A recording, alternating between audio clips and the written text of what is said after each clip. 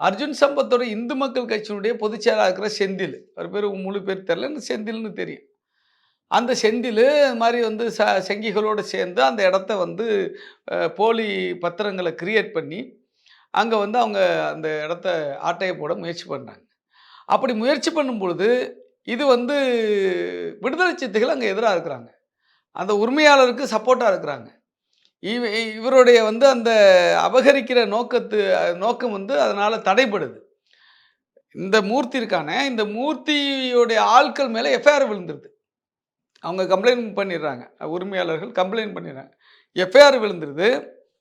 நாங்க எங்க தோழர்கள் என்ன சொல்றாங்கன்னா, "இது மூல காரணமே இந்த மூர்த்தி தான். இந்த மூர்த்தி மேல ஏன் நீங்க எஃப்ஐஆர் போடல?" அப்படின்னு போய் பிரச்சனை பண்றாங்க. ஓகே. அப்படி பண்ணுனது திலீபன். காயம் பட்டுருக்காரா, அவர் தான் அப்படி பண்ணவரு. போய் "நீ ஏன் எஃப்ஐஆர் போடல?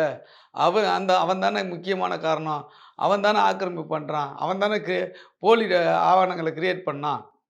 என்று நீங்க அவன் மேல எஃப்ஐஆர் போடாம, அவன் கூலி ஆள் மேல எஃப்ஐஆர் போடுறீங்க. அவனுடைய ஆட்கள் மேல மட்டும் எஃப்ஐஆர் போடுறீங்க அப்படின்னு பிரச்சனை பண்றாரு.